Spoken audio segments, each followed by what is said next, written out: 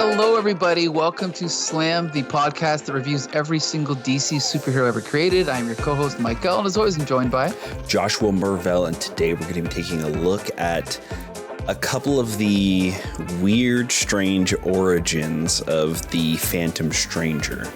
Yes, the Phantomous strange origins of the Phantom Stranger. And we're joined by a very special guest, Adam Peltier, Adamantium. Thanks for joining us. Oh, well, thank you.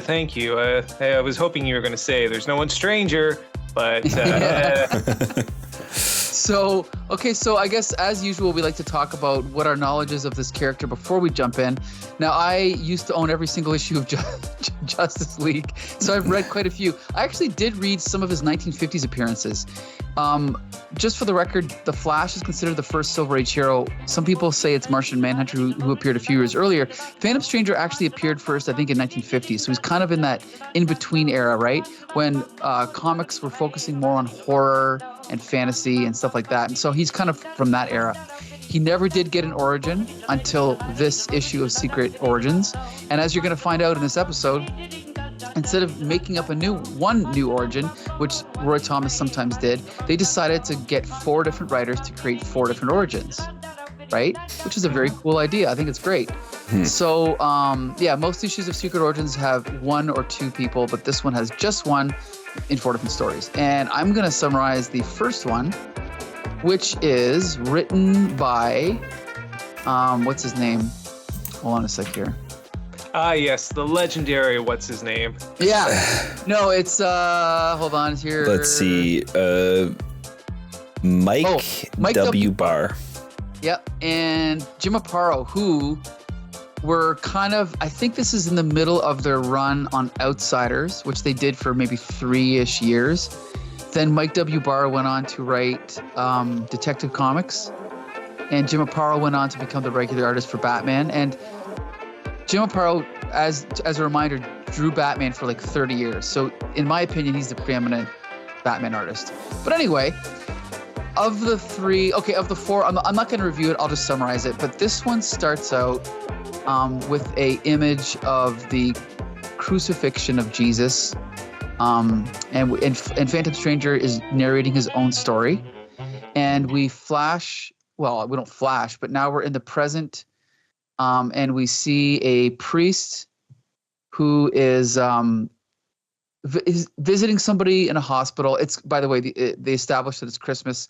The priest goes into the church, and then he gets dramatically surprised by a shadowy figure. We turn around and we discover it's the Phantom Stranger.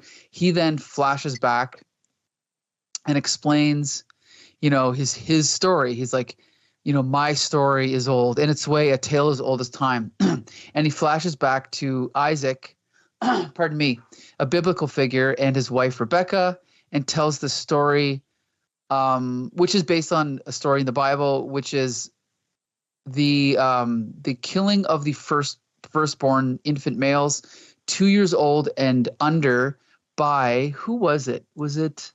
King Herod, right? King Herod, yes. So we see this pretty horrific scene of these Roman soldiers coming in, and a silhouette of one of them stabbing one of the babies, and everyone kind of mourning. Then we flash forward 30 years. I think they specify exactly how many years. Anyway. I think they say 3 decades. Okay.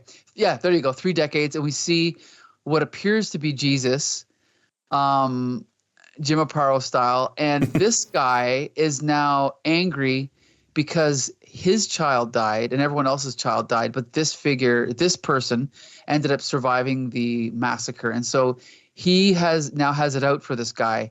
And so he decides that he's going to get revenge on him. And so we see overlaps of the Jesus, like just brief images of the Jesus story. And then we find out that this guy bribed a Roman soldier in order to be the Roman soldier that beat Jesus while he was not being interrogated, but being punished after he was tried and convicted. And then what surprises him is that after he does this, Jesus turns to him and says, I go to my rest, but you shall wander without rest. You shall tarry in this world till I come again.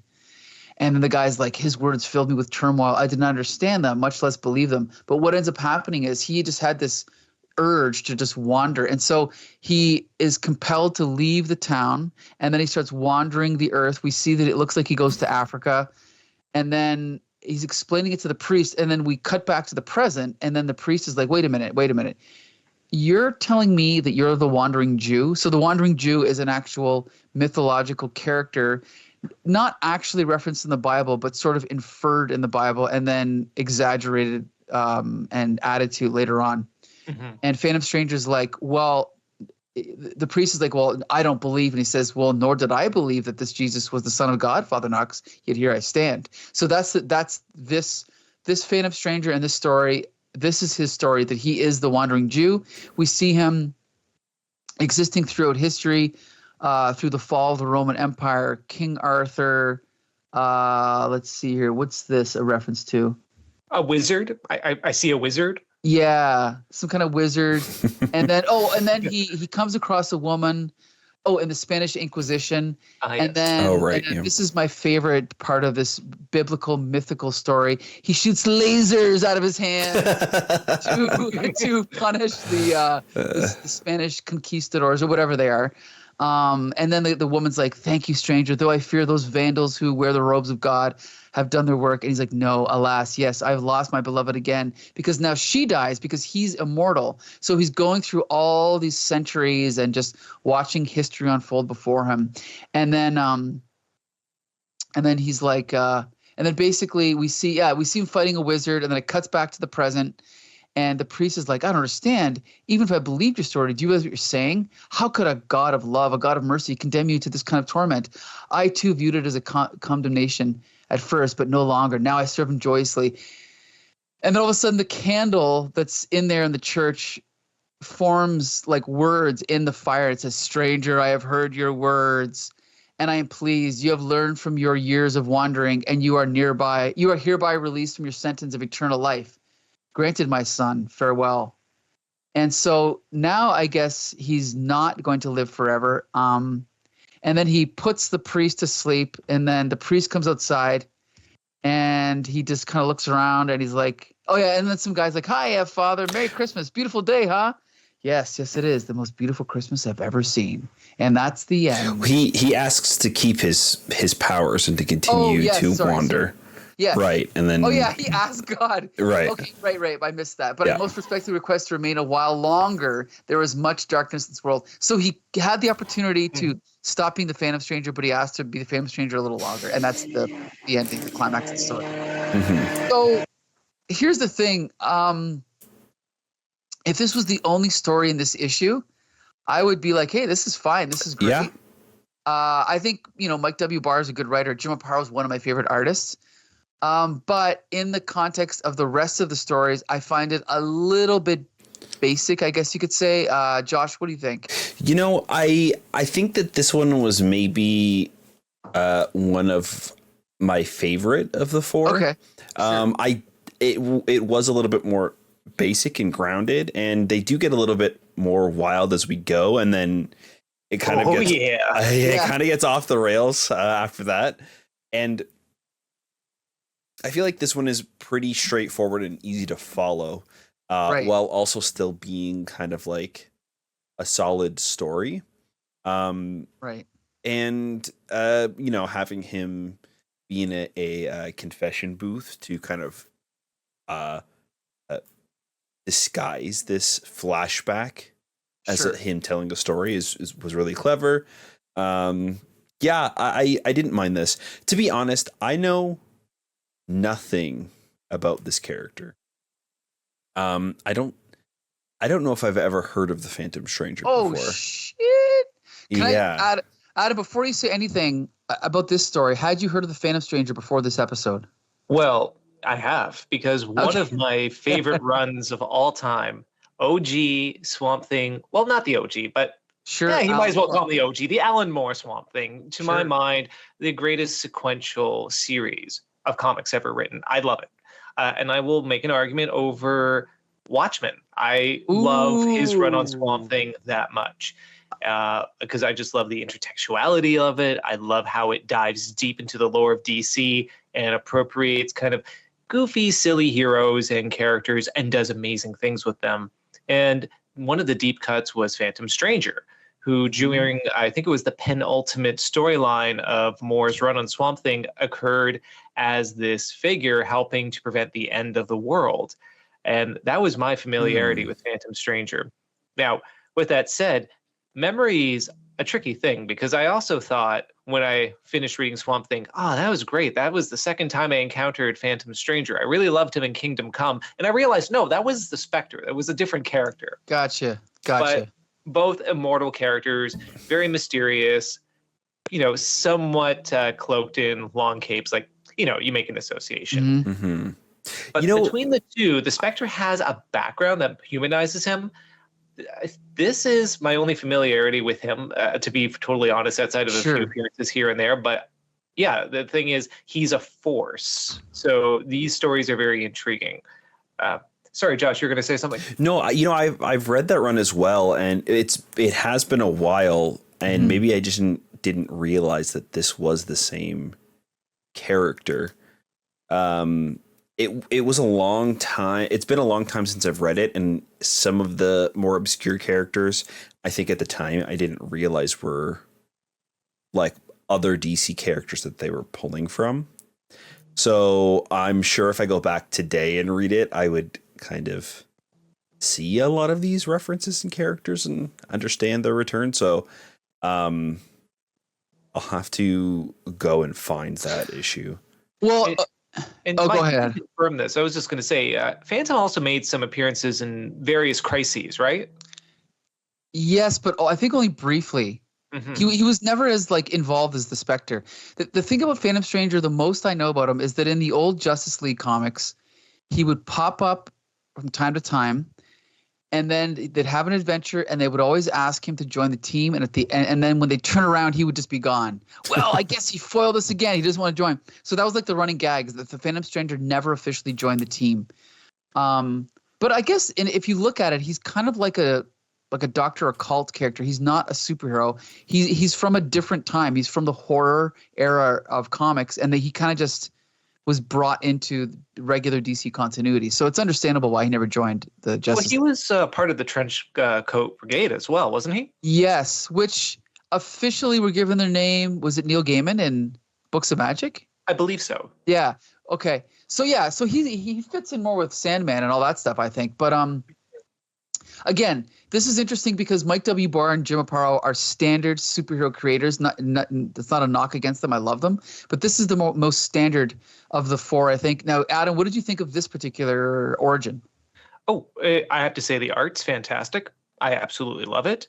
I am confused that God could not have communicated through a better font choice. But, beyond that, Okay. I mean, sans serifs, please. But with that said, I do agree with Josh. I think it's one of the more grounded of the origins depicted in here, which to me actually makes it one of the weaker ones. It's a little bit too streamlined. But of course, any criticism I have about any of these origins, because I do feel Phantom Stranger is a strong character in the sense that he doesn't have a clear origin. The very nature of the Secret Origins issue kind of highlights that. You don't have a definitive background, which is great. Right. But if I had to choose one, this would definitely not be it. Not my favorite, but, I don't find anything horrific about this, nothing offensive. I think it's great use of old mythology and apocryphal, biblical stories to align itself with this character in DC continuity, in which, let's face it, in DC continuity, the Christian God exists. That's just, it's right there. Right, yeah. But, it's interesting. I like it. I love the art. Yeah, it's strong. Not my favorite in the book, but yeah, I think it's a strong story. Now, did anyone think that the burning text messaging was, the original burner phone? Yeah, let's put it this way. It's a contentious sort of issue because in DC and Marvel, they have real fictional, mythological gods. Thor's real. right? Like Loki's real. But then they also kind of go, but we know that the real God is Yahweh, the Judeo-Christian God, right? So it's almost, I don't want to call it pandering, but I don't know. It just came off as extremely cheesy. That's not the proper word for it. What did you think, Josh? Yeah. Well, I assume too that the text wasn't in fiction, right? Like that's just for the readers to visually see. Oh, so you think it was a voice? I believe so. I mean, even the priest says, "What are you saying? That's the voice of."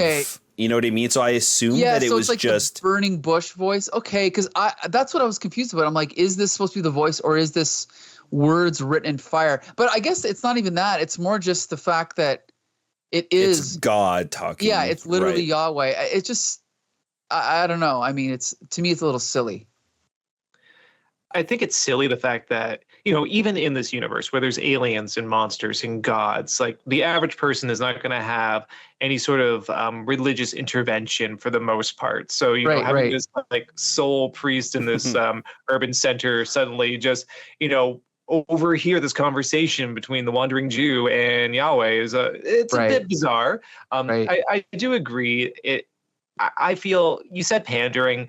Maybe to an extent, and that could be something I'll touch upon in my overall thoughts on the entire issue, because I do feel it weighs very heavily into biblical mythology and imagery. But like I said, I do love appropriations of old stories and incorporating them into DC continuity. I think this one's done rather cleverly. I love the art, even though some of the mechanics aren't great. I think Aparo's art just, it's just a clincher for me. Right. Yep. Okay. So yeah, we can say more about this as we commented. Actually, let's just briefly touch on the art since Aparo's so great. I'm just gonna say, Josh, if you don't mind flipping through the issue again. I mean, he is one of the best storytellers in the business, in my opinion.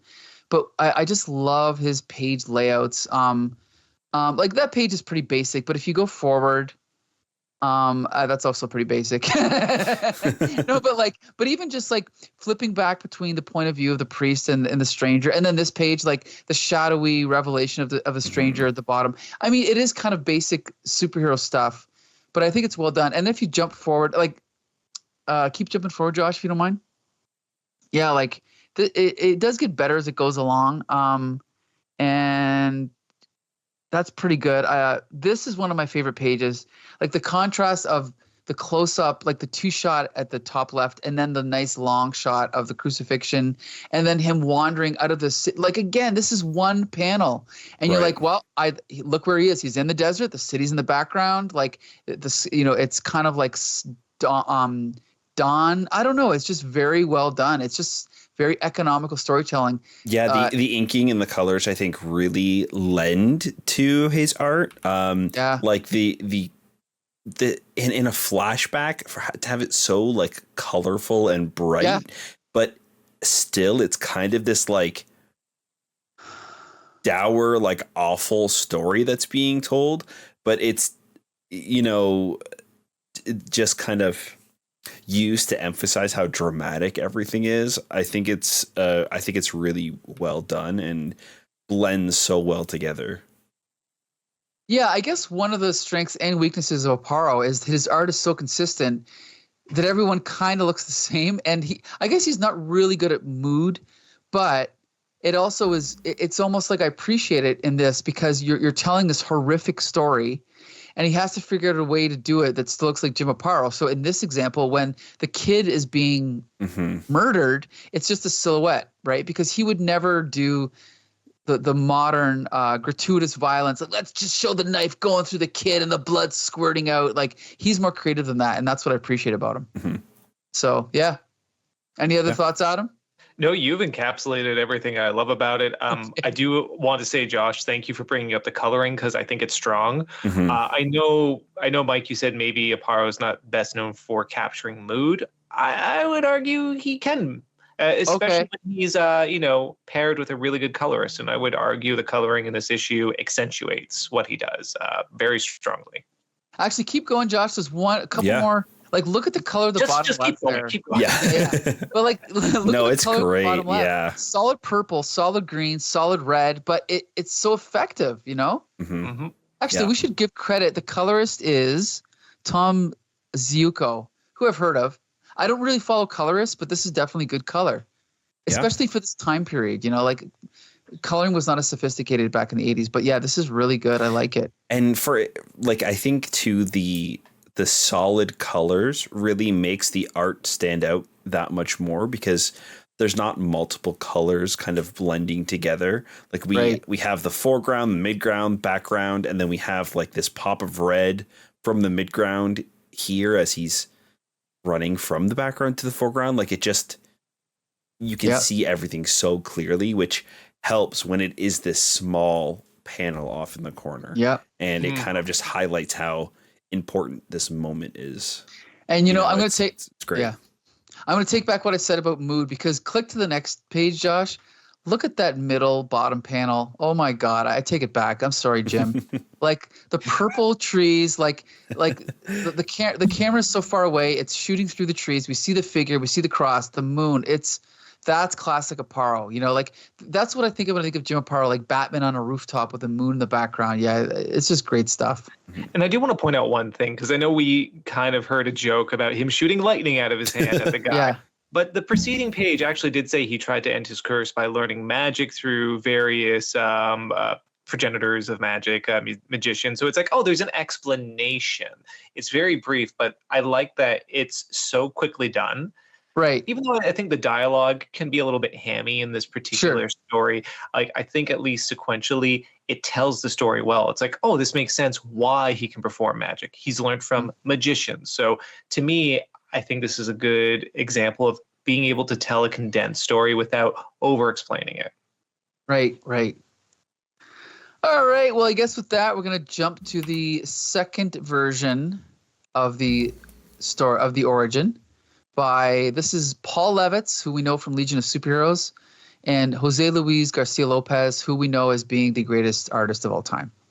Or one of them at least. Anyway, who's going to do this one again? I believe that's me. Okay. So this one is called And Men Shall Call Him Stranger. It's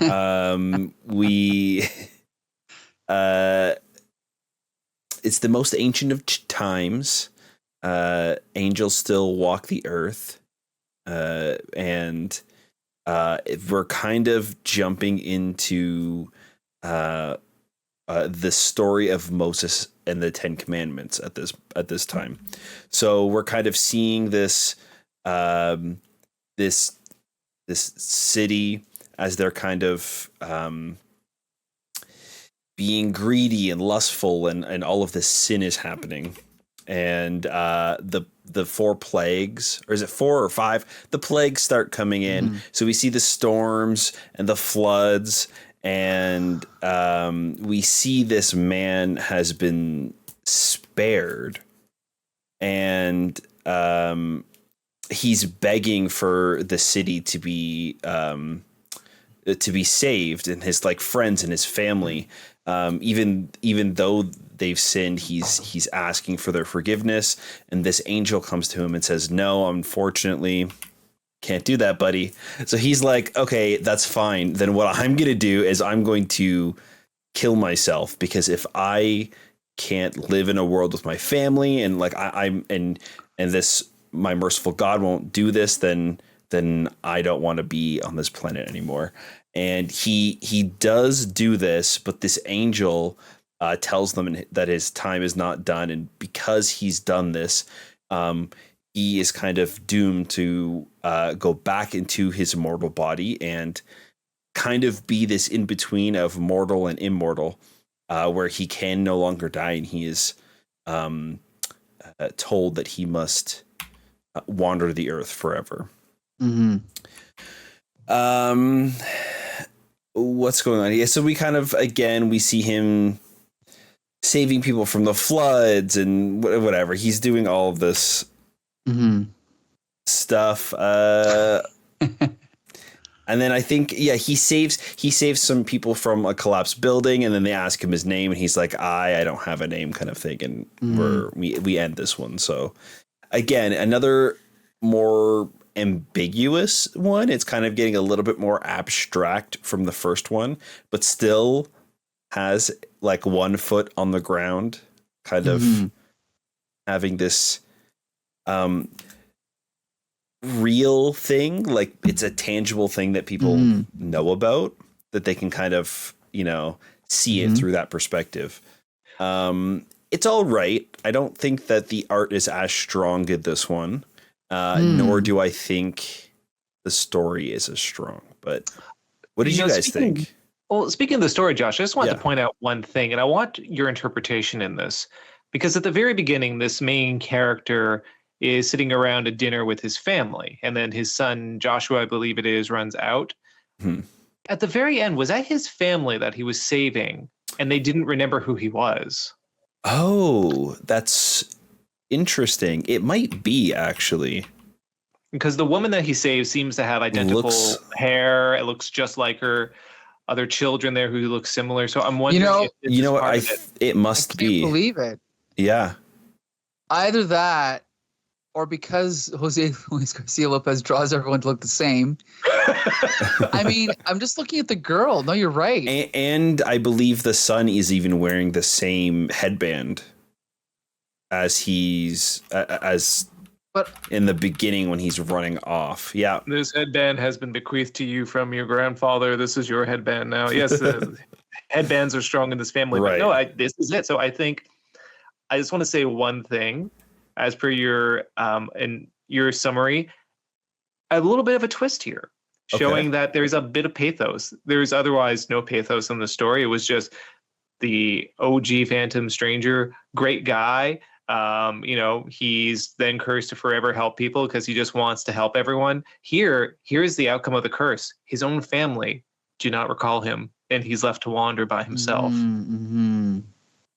Yes, because he does this. That's so interesting. That makes way more sense with what he specifically says, right?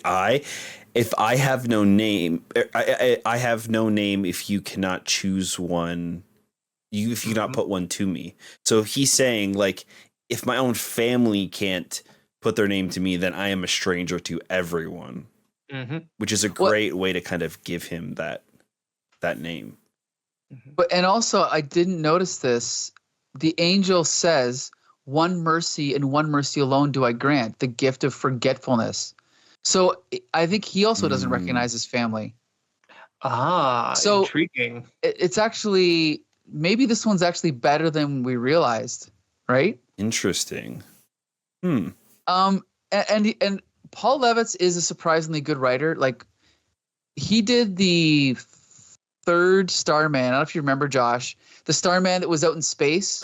Oh yeah, like quantum bands, basically. Yeah, his writing holds up, and I would not put it past him to have this type of twist. Like, he is a good writer. So yeah, maybe it's a little. It's not as much of a story. It's more of just like, I'm going to explain to you what you're going to be, but it's a nice little ending. I like it. Yeah, definitely. Yeah. I don't know if I liked it as much, but maybe I'll have to go and reread this one again, like page by page, and I might appreciate it more, especially now that you've pointed that out, Adam, because that's a really interesting revelation. What? Oh, go ahead, Adam. I was just going to ask another question. Was this Sodom and Gomorrah? Was this the implication of the city being destroyed? No, I think they actually say it's not, but I could be wrong.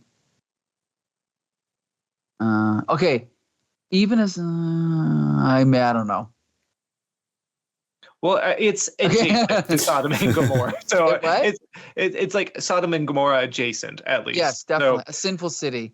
It could be Sodom and Gomorrah, yes, or Windsor, Ontario. But regardless, it's one of those situations where, again, taking a lot of both biblical stories and apocryphal stories and mixing them together for this origin. Like, I don't know how much in terms of Judeo-Christian iconography was connected to the stranger throughout the run of comics outside of this, but it seems like a lot of these authors really heavily lean towards that to explain his origin, which I don't know. I have to unpack what that might mean, but I find it kind of fascinating that that's what primarily people lean towards to explain the origin of this character. Mm-hmm. Yeah, you're right. It's like we'd only know if we investigated, but we didn't, and we're not going to.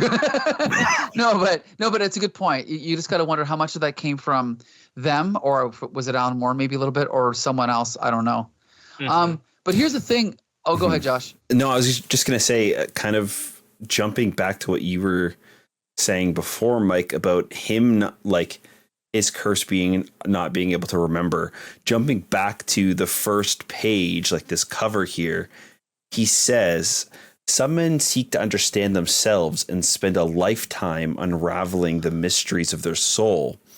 Others care not or cannot face the shadows within. I have been called the phantom stranger, and it has been said that I can look into a man's eyes and see his innermost self.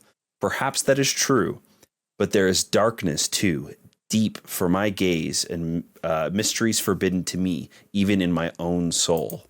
So I think you're right. He doesn't even remember his own origin. Like, he doesn't remember where he came from. So I think this idea that both him and his family don't remember each other is definitely a large part of this. And I'm thinking about this comic totally differently now. Mm-hmm. I really do like that. Yeah, that's great. So the other thing I have to say before we go forward is the art. I mean, Jose Luis García-López is famous for designing the DC style guide, in which he basically drew all of the DC superheroes front, side, and back. And it was the guide for how all DC artists, what they were supposed to follow. I believe he did it in the late 70s. And after like 30 or 40 years of people begging, they're finally going to be publishing it this year. And it's like $200. So unfortunately, I'm not going to buy it. But I really do think he's one of the, if not 5 best, 10 best superhero artists I've ever come across. And like, I even though I love Jim Aparo, I think Lopez's are objectively better. Like, this opening splash page is incredible. Mm-hmm. Just the body language of the guy in the foreground with the girl. Then behind that, you have another scene of people drinking. Behind that, you have slaves carrying, bricks up like a pyramid or something, and then another guy's being whipped. And in the back, like, he's just incredible, and he's such a master of body language, but also all the characters look so, attractive and beautiful. There are other artists that are like that, like say John Romita Sr., where everyone they draw looks like a supermodel, and Lopez is one of them. But he's also just, as we can see, he's a great storyteller. He's a great, like, the pages are designed. Like, if you flip forward, Josh, to actually the one after that, look at this page, like the top page with like the storm coming in, and then, all the lightning, and then people running at the bottom, and then people trying to find shelter from the flood. Like, he's just incredible, Mm-hmm. And then in the next page, the Phantom Stranger praying to the heavens. And I don't know. It's interesting comparing these two artists because I love them both so much, and it's hard to say who's better. I've probably read far more comics drawn by Jim Aparo, and I probably enjoy reading them more than I do a Lopez comic. But for example, when it comes to covers or pinups, there's no doubt that I think Lopez is better. Like, his covers are just incredible. His pinups are incredible. So it just depends on, I guess, what kind of artist you are. But yeah, I really think this art is good. But Adam, what do you think of Lopez? The art's amazing. Like, so far, the art has not disappointed in any of the segments so far. And it's been very incredible for that. I like the inversion that's happening here in the story, because the first one that we read, that involved the Phantom Stranger, his original guise, basically upsetting God. He upset God, so that's his curse. But then he learned to accept it, to capitulate, and to realize, no, this is my calling, and I will continue with this curse, but not treat it as a curse. I will treat it as my calling, to continue helping people. this is an inversion where he was not seeking revenge. He was only seeking what he saw as being just. He wanted to save people, and he was cursed for that. And because of that, he was robbed of his memory. He was robbed of his identity, given the ability to help people, but at the cost of his own selfhood. And to me, I think that is one of the truest marks of a superhero. Like the fact that you are sacrificing your selfhood, literally in this case, for the betterment of others, even at the cost of your immortal soul, is a powerful thing in this story. When I first read this issue, I thought this was my least favorite of the stories. And then something about it just kind of itched at the back of my brain. I reread it, and it's actually one of my favorites. I think the combination of the art, the dialogue is actually, I think, a step up from the previous story, which we read.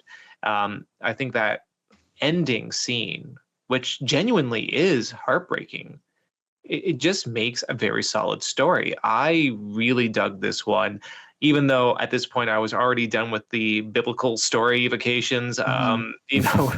Aside from that, I thought this one was really strong. The other thing is that as far as Mike W. Barr goes, I like all of his scripts, but I don't think you're going to get a subtext or an extra level, unfortunately, to his stories. Whereas with a Paul Levitz story, you might, And so that alone makes this one stronger, I think, But anyway, I guess that's it. I guess, Josh, anything else to say about No, yeah, I think I appreciate this one way more now. And like you said, Adam, I might revisit this one. And I think this might be one of my favorites now, which is so weird because I literally started off saying, it was okay. But, wow. Yeah. Okay. So now we're going to jump to the next one, which is by... Well, that would be Revelations, and that happens to be by Dan Mishkin with art by Ernie Collin and Pablo Marcos. Right. And I'll just say quickly, Dan Mishkin, who we know, longtime listeners know, from doing Wonder Woman, from doing Amethyst. I believe he did Blue Devil. Kind of just like a good, solid Bronze Age writer with a tinge of humor and lightness. And if you love Bronze Age comics, you've got to read Dan Mishkin because he is one of my favorite writers from this era for sure. That's all I'm going to say. He also makes an odd choice for this collection, though, because you look at who they have and the tone they're going for in each story, and then Revelations comes, and you're like, "What did I step into?" Yeah. Opening page, I have to say, already is a little bit of a palate cleanser. You have the stranger. He's in his garb, but he's not, in front of a biblical desert. He's not in front of some mystical doodad. No, he's in front of some flying cars from Back to the Future. And he is explaining something that I found to be pretty intriguing. And I quote from Phantom Stranger here, "The words I hear were formed by mouths long dead. Still the wind swells with the voices of poets and priests who have foretold these days, the last days, the end of time." And already I just have to say, they're doing something different in the story. Right. The origin has a twist because we're not showing an ancient setting where we're explaining where the Phantom Stranger came from. We're going to the future. I love me going to the future. It's great. Yeah. So anyway, there's exposition, and essentially we're examining that we're in the far distant future in a post-apocalyptic world where people are basically riddled with disease. There's all sorts of pollution happening about. Rats are amongst vermin that are just assailing the population, and they have robotic limbs like Mousers from Teenage Mutant Ninja Turtles. Right. I don't know if they breed that way, but that's what happens. When we go to the next page, we see a little bit more world building where we show two characters that are going to be very important for the story. We have a pair of scientists who exterminate these rats for a very hungry person who's looking forward to munching on this robo-rat. While they discuss finding something, they discuss a worldwide panic that could occur if they find out about this thing that's happening. And what is this thing? the end of the universe. While they're mulling this over, some fellow scientists who look like some androgynous Lex Luthors are just kind of laughing to themselves, going, "Oh, these guys! What's with these guys talking about the end of the world? They're nuts." Hubris, of course, because they are right. They are looking into this system on a time-space monitor, and using this technology, one of the scientists who kind of looks like Clark Kent. He has glasses and dark hair combed to the side.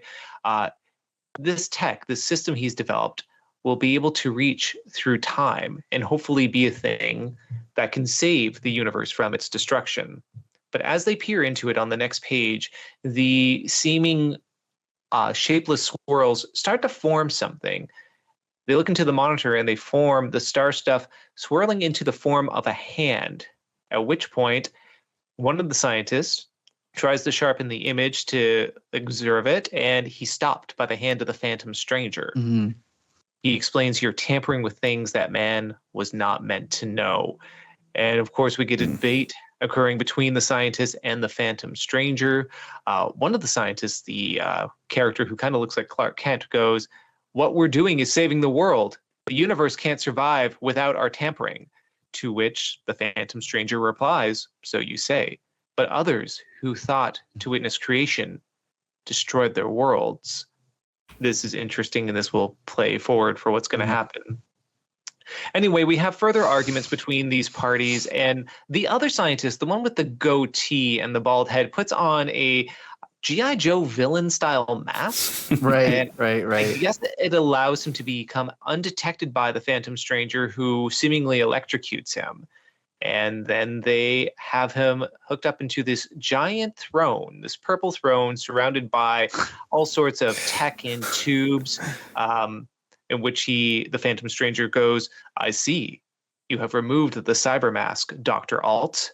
Do you think me helpless then?" Well, they begin this debate, and basically Dr. Alt goes, saying, "Oh, no, I outsmarted you. You're fine, mystery man. What are you going to do?" Well, back and forth occurs, and basically what happens is Phantom Stranger is tortured by this chair as the other scientist looks on, the one that I will just call Clark Kent, because why not? There's some great shadow work in this panel where he's looking on. You can tell he's not pleased with what the other scientist is doing. He's obviously conflicted. He wants to save the universe, and he feels the technology that developed can. But he's hearing something from the Phantom Stranger. He's starting to heed his warnings and realizing the ethical quandary that he's in. The one scientist says, "I'll have all creation end." I believe that's the scientist saying that, because the word captions are going off the page. But it sounds like the scientist is willing, through his hubris, to let the entire universe end in order to just go through and use this technology. Well, then we do see the journey that Clark Kent goes on. He's understanding that there is an issue with what's happening. And so he ultimately decides that he is going to disobey his compadre, Dr. Alt. He returns to the Phantom Stranger along with a interesting looking robot. Yeah. And as he talks to him, basically he wonders about his weird powers. He wants to see if he can do anything to study them that might aid him in assisting the Phantom Stranger. But the Phantom Stranger goes, "The power resides within you. If only you find the means to unlock it. If only you choose the path." And they boop their fingers together in an ET moment. It's really charming. Basically, this imbues our other scientists with some sort of awareness or power. The restraints that were on him can no longer hold him. So this is interesting because apparently there were some sort of restraints on his arm, some restraints, even psychological ones, that prevented him from disobeying Dr. Alt. So now he's free of his influence. And as such, he can then attempt to help the Phantom Stranger. And help him he does by donning a intergalactic space suit and preventing Dr. Alt from his plan to, and if you can believe it or not, destroy the universe, or so. So basically, we have this tense sequence where Dr. Alt is counting down the seconds until they're able to retrieve this data from the signals they're collecting.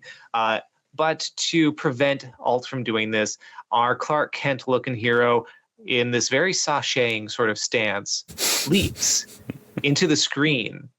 And not only does this prevent what Dr. Alt was doing, but he somehow manages to traverse through time and space itself, shattering through existence until he reaches the very beginning of the universe. And this is the interesting twist. What was going to happen with the interference was that essentially a big bang was going to occur. And by this character going to the very beginning of time, after Dr. Alt presses a button, the big bang occurs. He suddenly is granted omnipresence. He has incredible power. He is fully aware of himself. He has godlike abilities. And basically what happens is he becomes the Phantom Stranger. So we have a time loop situation. We have a looper going on where the Phantom Stranger was this person from the future all along. And the interference that he caused allowed him to travel back to the Big Bang to be the protector of it in order to save time and space. And that's the weird loop of the science fiction narrative. Yeah. Well, okay. Go ahead, Mike, please. Okay, there's a couple things I'm going to say. First of all, I wonder if they got to read each other's scripts before they kind of went forward, because I feel like Dan Mishkin he read the other ones and he's like, wow, I got to make mine wacky, in order to stand out. Right. Because I can't imagine if he was the only one given this assignment, there is no way in hell this is what he would have written. I don't think. I think he wrote this to be like, well, I kind of know what they're all going to do, so this is what I'm going to do. And I can only say that I don't know. Okay. I can imagine how the other writers came up with their stories. I don't know how the hell he thought of this story. It is so crazy and out there. And again, to apply this origin to the Phantom Stranger, I don't know why he would do that. But there's more I'm going to say, but I'll just leave it at that. But Josh, what do you think? I really like this one. Okay. I think it's super interesting. It's very unique. I love this sort of science fiction time loop. It's almost as if the Phantom Stranger is the Big Bang himself. Like him going back has like started the universe, and he's had to stay alive for the entire existence of the universe to make sure that it is created originally. Like it's such a strange, ridiculous thing that doesn't really make sense. It's just so abstract. I really enjoyed this one. I think it's super fun. Okay. If I can chime in, I'm going to echo Josh. I'm a big fan of new wave science fiction and a lot of sci-fi that came out in the 60s and 70s where they were trying to explore things beyond how tech affects people. It was more space-time, metaphysics, how that affects people and how people affect metaphysics. And this is exactly that. It's the most creative story of the bunch. It's an origin I would not have predicted from the very beginning of the story. Right. And only as he jettisoned through the portal did I realize what was happening. I thought it was kind of brilliant. He basically is the start of the universe, the Big Bang, as Joshua put through. I want to say, I think a lot of the dialogue is a bit overwrought and corny. I think the art is hyper exaggerated, sometimes to a fault. But the concept alone being so different from what any other writer attempted for this issue, it just fills me with such joy. I love when there's an origin story and I can actually go, I was not expecting that. I don't think I've ever heard anything like that. Right. Closest analogy is maybe Dr. Manhattan, and even that is like stretching it. I don't think I've ever seen a superhero origin quite like this. And I'm going to say, while I don't think it's the best, I think it's my favorite from the issue. Well, you touched on the art. I've got to talk about this art because we've got two standard, we'll call them standard superhero artists to begin with, but now we've got Ernie Colan, and I never really appreciated his art until much later, but I really got to like his art from reading Amethyst. And the thing about his art versus the first two is that Jose Luis Garcia-Lopez, if he existed in the 1800s or 1700s, he would be like a fine illustrator, right? That's the kind of style he has. And Jim Aparo's kind of like that, a little bit in between. This is comic book art, and that's why I like it. And it's good comic book art.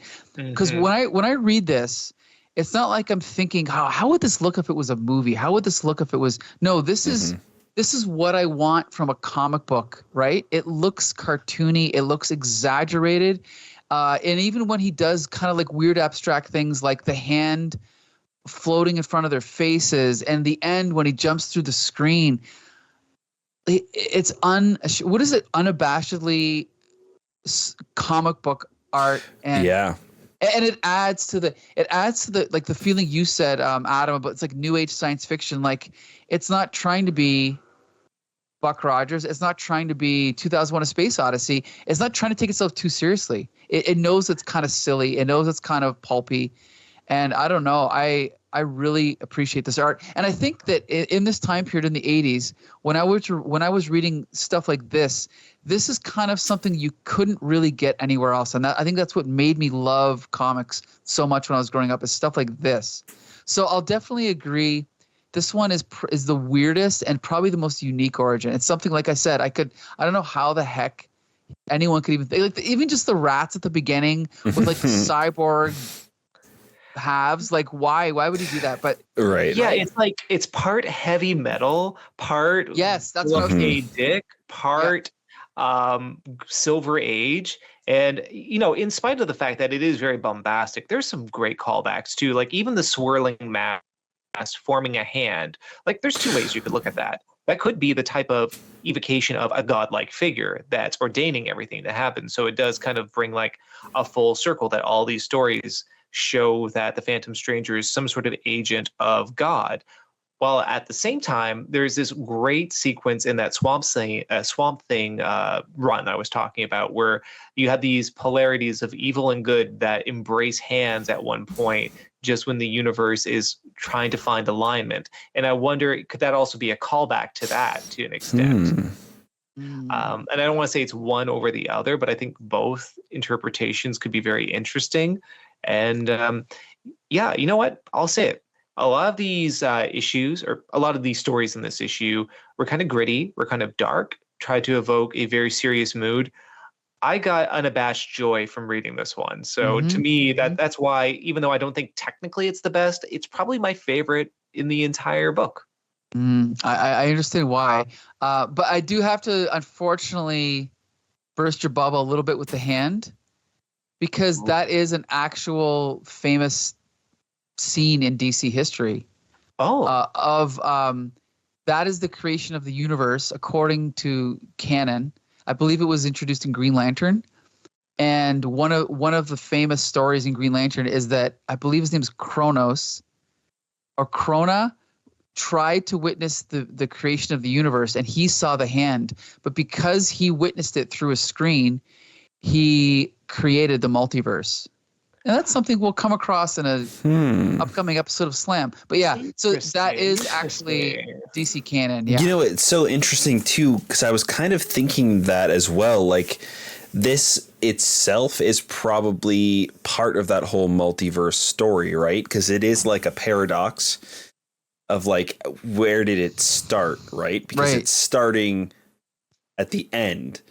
But this bad guy, this one that wants to harness it, his name is Alt. Like alternate dimension. Okay. So like, I wonder if like this character forcing this change and like forcing this guy to jump through to start is it like making another universe? Like, is that the split? So it is really kind of interesting. It's also cool to think about like what happens at the end of the universe. Like, like what happens with all that stuff when everything ends, right? And it could just be a loop. So starting something new. So it is such an interesting story that has so many like complexities while still being like a kind of straightforward like pulpy comic story. It's so fun. This was definitely my favorite of the four, though. Well, that's the thing is I think that before comics started taking themselves so seriously because of some asshole named Alan Moore. But it's like before Watchmen and before even like say Dark Knight and Tim Burton Batman, this is what we like on a good day. This is what we wanted from comics is yes, they're silly. Yes, they don't take themselves seriously, but at least they're clever. And they're inventive and they're fun, right? And like we said, the art, it's not trying to be realistic. Like some of the perspective is wacky, and like some of the panel designs are not what I'd consider great, but there's just so much like just look at it looks like a comic book, right? And again, it's like, and that's why I like reading like Sergio Aragonés or whatever. When you read those types of comics, it's something you can only get from a comic book, and that's why I like reading them, you know? Mm-hmm. But anyway. Speaking of assholes, we're going to talk about my favorite writer, Alan Moore, who does the fourth story. Okay. So this is written by Alan Moore. He needs no introduction, but the only thing we'll say is this is early in his DC career. So he did do a lot of work for DC in a very brief amount of time, but he only worked for them for about 3 years, I think. So this is one of the, rare superhero stories we got from him. Ooh, just a quick aside, Mike. Sure. Question for you. Where does this fall within my beloved Swamp Thing chronology? Is this prior to Swamp Thing or is this after? It's kind of in the middle because he did Swamp Thing for 3 years? Yes. So I think he did 83, 84, 85-ish. This was, 87? Is this 87? From what I saw, 87. Okay, so yeah, 87, January 87. So it's probably just at the tail end of his run. Okay, interesting. Yeah, this is right when Alan Moore was packing his bags for DC, or to leave DC. Sorry. So yeah, near the end. Oh, and by the way, this issue came out at the same month as Watchmen #5. So he was still in DC's good graces, but within a year or so, he would be gone from DC. I also love the idea that he was doing this at the same time as Watchmen #5. So there's that question of, what do I have to do? This Phantom Stranger thing? Give me 5 minutes. Anyway, go ahead, Mike. We'll see. Okay. So in this issue, we should say the art is by Joe Orlando, who I don't know a lot about, but he's more of like a older style 50s artist. And he actually had a lengthy run on Mad Magazine. And when I look at this art, I see Mad Magazine, and we'll talk about that later. But okay, we're just going to jump to the story now. So we have, once again, the Phantom Stranger narrating his own story, and he's walking along, and he comes across a group of hooligans who are having this conversation, and they're just about to go down into like a subway. And Phantom Stranger, and then what is he? He's talking. They basically, through exposition, we find out that they're part of this gang, right, called the Angels.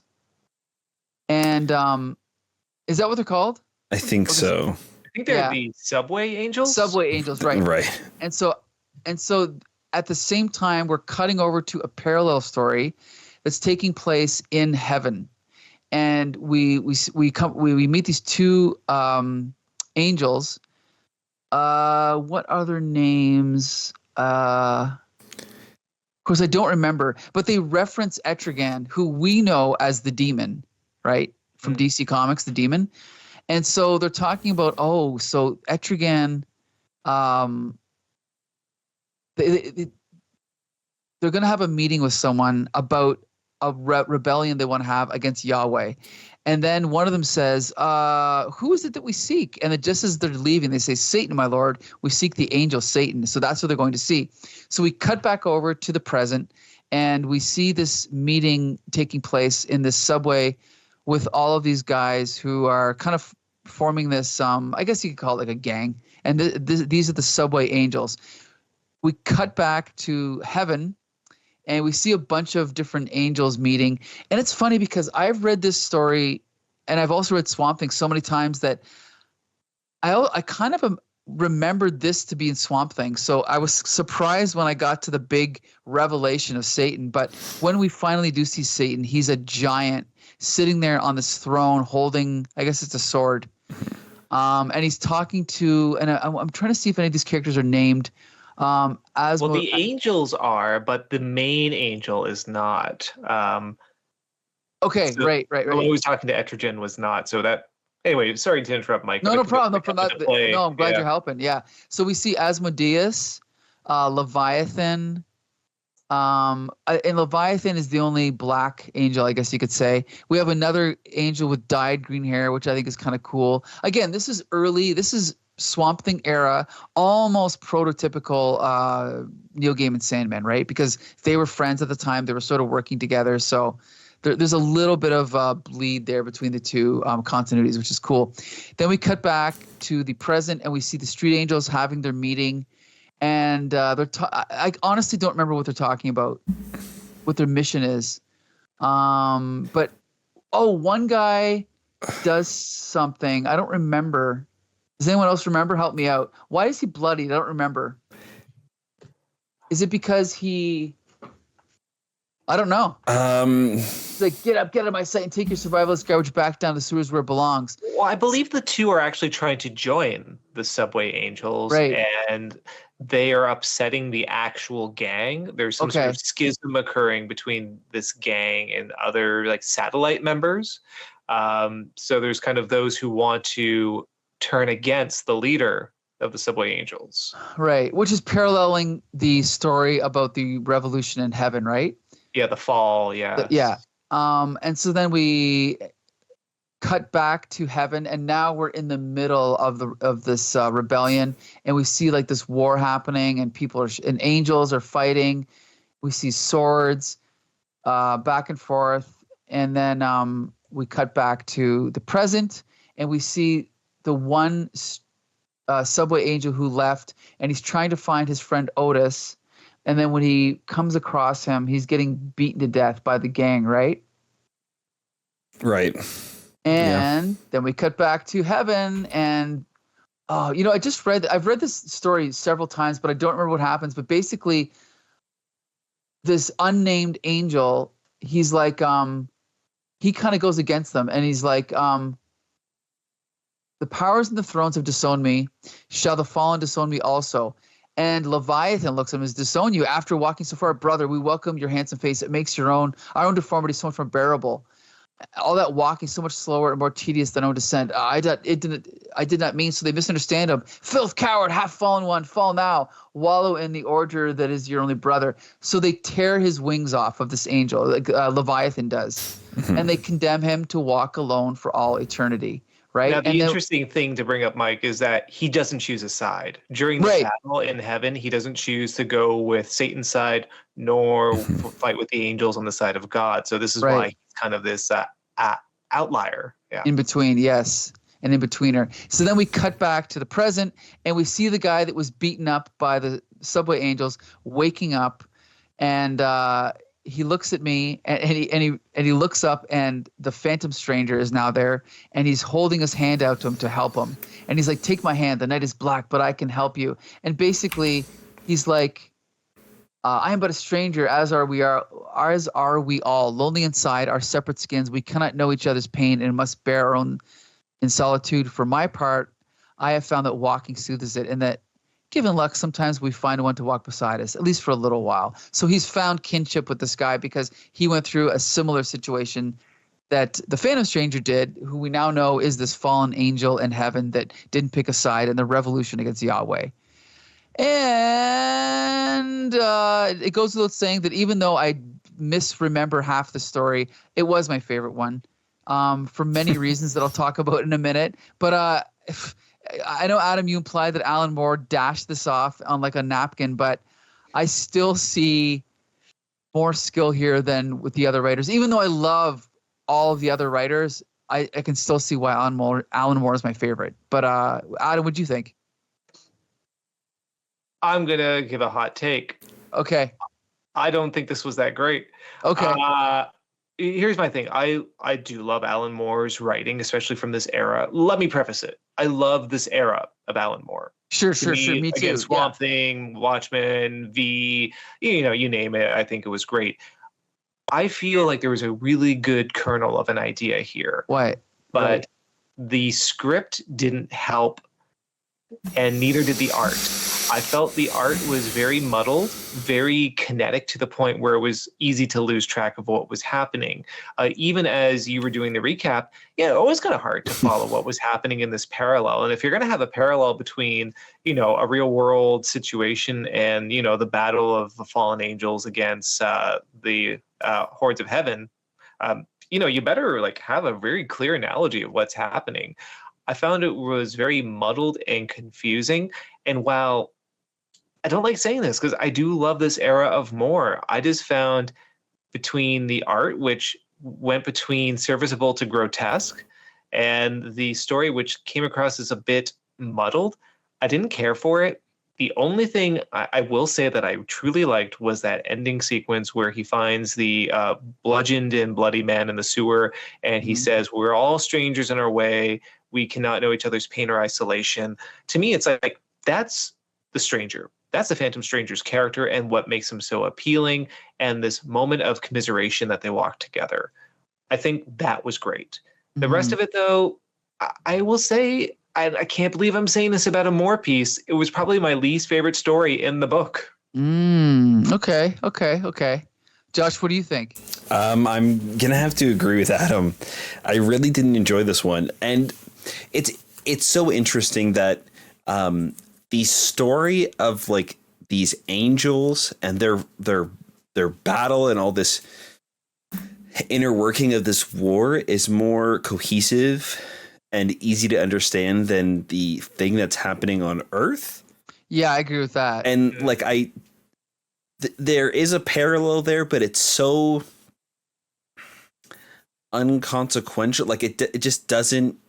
I don't think that they needed to tell the side-by-side story. Yeah, I actually agree with you. Yeah, I don't know why.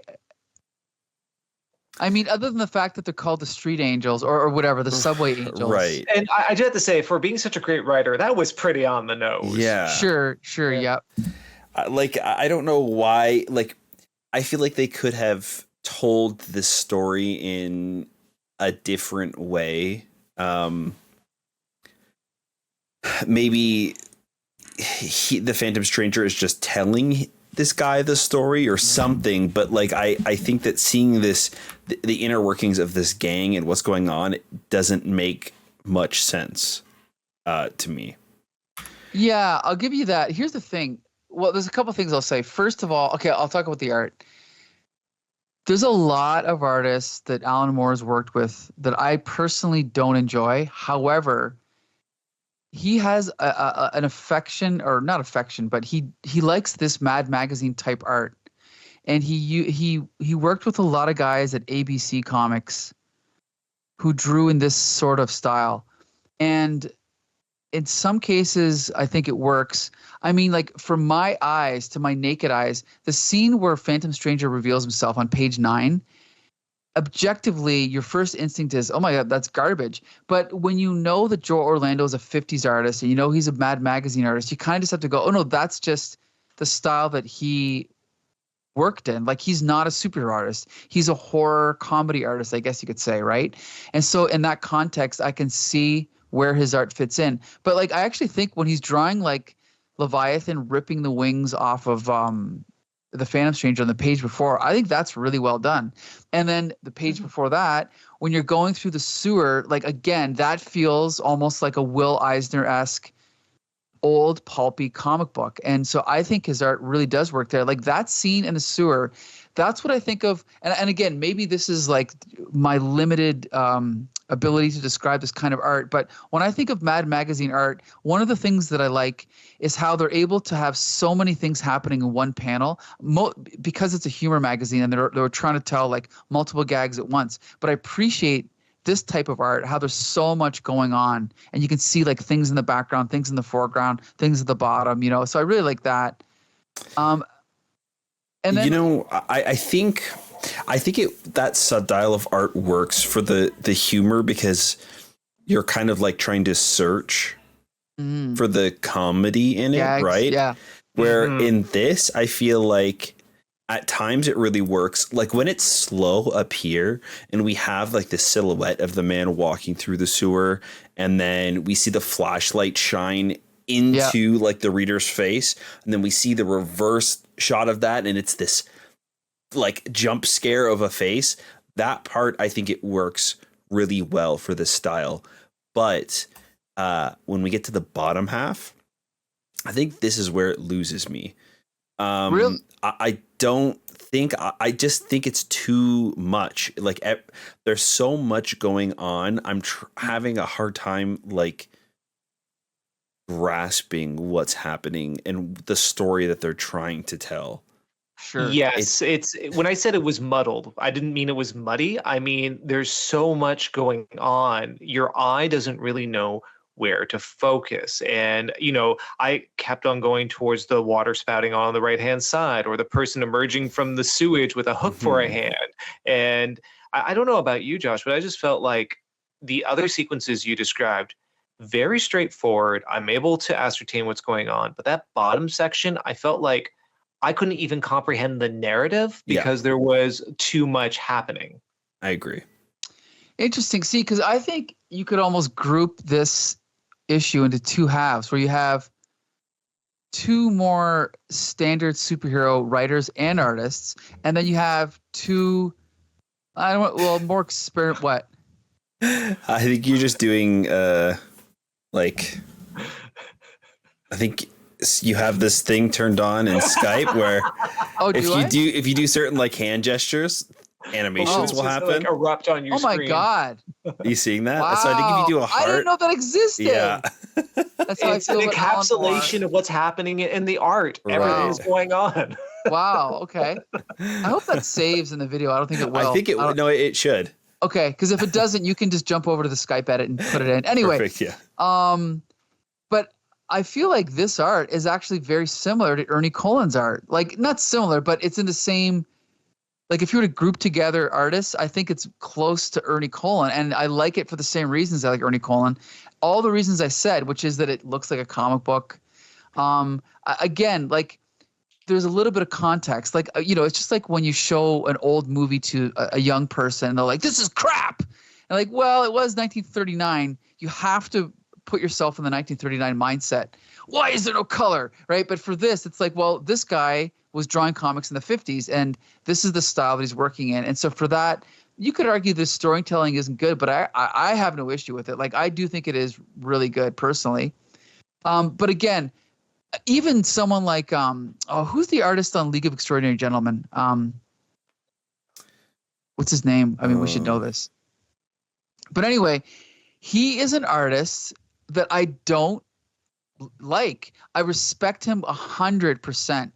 But he's the type of, to me, Kevin O'Neill, his art fits into this category, in my opinion. Very similar style. It's not the kind of art that I pour over the way I would for Jose Luis García-López or Jim Aparo. But I appreciate that it's utilizing the comic book art form well. And I think this is too. Maybe not as well, but I do really like it. And even though I was a little bit confused by the story, I think one thing I have to point out is that of all 4 stories, I guess we do have 2 groups again. The last 2 are more stories, and the first 2 are more kind of just explanations or lectures. The first 2 don't really have stories that unfold in a surprising way. The second 2 do. You know? Mm-hmm. I don't know. It's just something to think about. I don't know. And even if this isn't the best Alan Moore, it still has a lot of the elements I like. And maybe what a weakness is that I think he's kind of doing a pastiche of 1950s comics. That's what I'm going to guess anyway. And that's probably why he picked Joe Orlando to draw it. Did he pick him, though? I mean, I'm wondering, was it that Moore actually selected him? I think so, because I think I might have read that somewhere, but he also references Joe Orlando in Watchmen. So I think he was specifically a fan of him. And by the way, there is one page or section of Watchmen the only page not drawn by Dave Gibbons is one of the backup stories. It has a page of comic book art drawn by Joe Orlando. So I think he was a fan of his. So I'm going to assume that he picked him for the story. I want to say for his grotesque, exaggerated style, which is how I would define it. I think the Hordes of Hell are a great form to illustrate. Like, you have these devils and these fallen angels. Of course you would want him for these exaggerated, gnarly sort of figures, except the one thing I dislike about it is that we don't get enough of that. We have like slight silhouettes of the fallen behind, I believe it's Leviathan. And then otherwise we don't get a great encapsulation. And I think that's part of what Orlando's art disappointed me in this particular telling, where it could have been greatly utilized. They didn't focus on that part. In terms of the narrative itself, what it is it's a comparison between two stories. We're looking at a simile. This breaking up of this gang is like the fall of the angels from heaven. And, if you have such a clear analogy you're trying to make, and the art and the writing does a disservice where it muddles exactly what that analogy is. But here's the thing, like, the dialogue isn't bad. The prose itself is not bad. Alan Moore's a great writer in that. Yeah. I think the brevity of the story being only 10 pages didn't help. I think Orlando's art, while I want to concede there are sections here that are excellent, but I think it's a disservice to the type of story largely being told. To me, this is just one of the weaker stories I've seen from Moore. Does that mean it's trash? No, I don't think so. I think there is something to this. When I said there's a kernel of something, there is. I just believe I've seen similar stories from Moore and from Neil Gaiman, and even from the Lucifer series that I think did what they did a lot better than this. And also, maybe it's just personal bias, but Phantom Stranger being a fallen angel, it's not that exciting. Now, being a time-traveling Clark Kent, that's something. Let's jump. Now you just introduced our final section that I just thought of right now. What is our favorite, not story, but what is our favorite origin for Phantom Stranger? Because Adam, you if you could only pick one to be the official one, which one would you pick? So if I had to choose one of these to be canonical, which one would it be? Yes. Even though it's not the most enjoyable story, like, as I said, the sci-fi one, Revelations, was, I think the second story, because it shows Phantom Stranger being a hero. He's punished for trying to be heroic, and yet he does not err from his calling, from his ethos. And there's tragedy. There's pathos, because his family doesn't remember him, and he doesn't remember his family. To me, that's a great story. That's a great character. To me, if we had to pin a single origin on him, that would be the one for me. Okay. Josh, what about you? I do.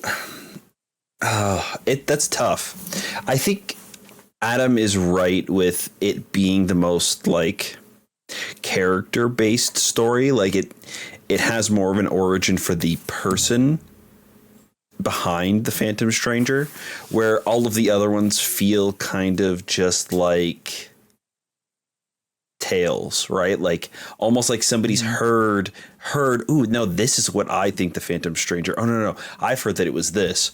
That one feels like it has the more base in like an actual story that could be told. Like they could expand that one, I feel like, the best into a full-on origin comic. Okay. Maybe this last one as well. I think that with some time and a little bit more of like thought between the connections of these two stories, or just telling the fallen angel story as itself, I think also would be a great story. And then maybe we can get a little bit more of why he didn't pick a side, right? Yeah. Like, because we don't really get that here. We just kind of see that he's not picking a side, and then he's punished for that, and he's here on Earth.